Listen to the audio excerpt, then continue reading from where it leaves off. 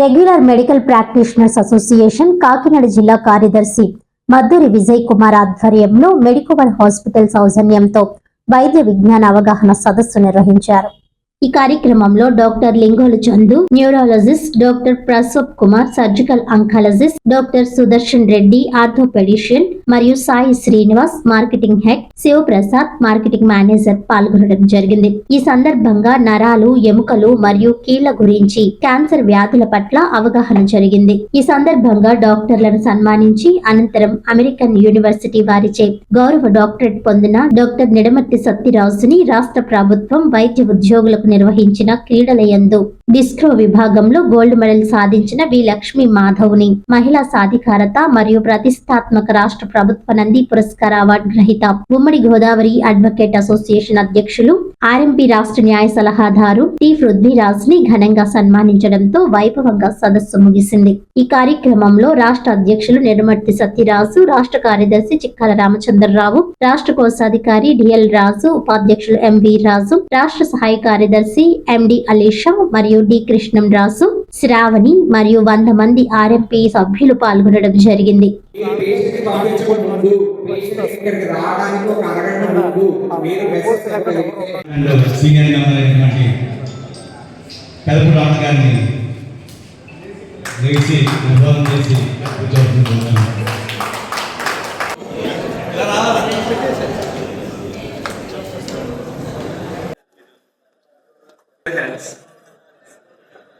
Alarming science అంటారు. అలాంటి science ఉంటే మాత్రం ఇంకా డిసీజెస్ అన్ని ఫ్రోజన్ షోల్డరా, రొటేటర్ కఫ్ టియర్ అయిపోయిందా, చేయి లేపలేకపోతుంటే కండరాలు కట్ అయిపోయే ఛాన్స్ ఉంది. అదన్నీ మనం ఎగ్జామిన్ చేసి క్వాలిఫైడ్గా మనం ఎంఆర్ఐ స్కాన్ ఏమైనా అవసరం ఉంటే తీస్తాం. ఎంఆర్ఐ లేకుండా కూడా కొన్ని మనం డయాగ్నోస్ చేయొచ్చు. అలాంటివన్నీ మనం చేయగలుగుతున్నాం. ఇంకొకటి మెయిన్ ఇంపార్టెంట్ థింగ్ ఏంటంటే, ఇప్పుడు సర్జరీలో మాకు ఆర్థోపెడిక్స్లో ఇప్పుడు అందరికీ గోల్డ్ ఎంత ముఖ్యమో మాకు ఇంప్లాంట్స్ అంత ముఖ్యం.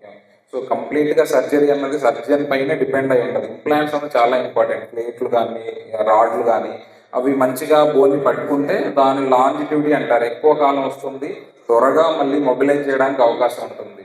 నేను పర్టికులర్గా నేమ్స్ ఏం చెప్పను కానీ టైటానియం వేశారంటారు బయట. సో కానీ అది చూస్తే ఓపెన్ చేసిన తర్వాత స్టెయిన్లెస్ స్టీల్ అయి ఉంటుంది.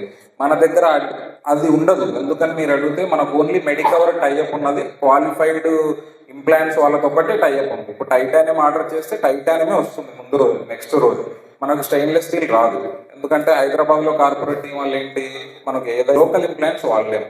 సో మీరు ఏంటంటే పేషెంట్స్కి ఎక్కడైనా ఆరోగ్యశ్రీలో చేసినప్పటికీ కూడా the assurance of the implant లోపల టైటానియమే ఉందా, తర్వాత లాకింగ్ ప్లేట్సే ఉన్నాయి అన్నది మనం ఇప్పటికీ నా ఫోన్లో ప్రతి పేషెంట్ ఫోటో అవి ప్లేట్స్ ఉంటాయి. ఎనీ టైం టైటానియం వాడాం చూడండి. తర్వాత మనం సమ్మరీలో కూడా రాస్తాం టైటానియం రాడ్లు ఏ కంపెనీ వాడాం, ఎంత సైజు వాడాం, ఎన్ని స్క్రూస్ వేసాం అన్నది మనం ఎవిడెంట్ కూడా రాస్తున్నాం. బ్రెయిన్ సర్జరీస్ గురించి లైక్ హెడ్ ఇంజరీస్ కానీ లేదా స్ట్రోక్ సర్జరీస్ అంటే పక్షవాతం అంటాం కదా, దానికి సంబంధించిన సర్జరీస్ కానీ ఇవి మీ అందరికీ తెలిసినవే. ఎప్పుడు పేషెంట్ని సర్జరీకి తీసుకురావాలి ఏంటి అనేది, ఎప్పుడు సర్జన్ దగ్గరికి పంపాలి, సర్జరీ తర్వాత ఏం జాగ్రత్తలు తీసుకోవాలి అనేది. రెండవ విషయం వచ్చేటప్పటికి స్పైన్ సర్జరీ. చాలామంది కన్ఫ్యూజన్, ఆర్థోపెడిక్ సర్జన్ దగ్గరికి పంపాలా, న్యూరో సర్జన్ దగ్గరికి పంపాలా అనేది మేజర్ కన్ఫ్యూజన్. మీకే కాదు, చాలామంది క్వాలిఫైడ్ డాక్టర్స్ ఇంక్లూడింగ్ యుఎస్ ఏంటి ప్రపంచవ్యాప్తంగా ఉన్న కన్ఫ్యూజనే. ఆర్థోపెడిక్ సర్జరీ దగ్గరికి స్పైన్లో ఎప్పుడు పంపుతారు, లేకపోతే న్యూరో సర్జన్ దగ్గరికి పంపాలా అనేది.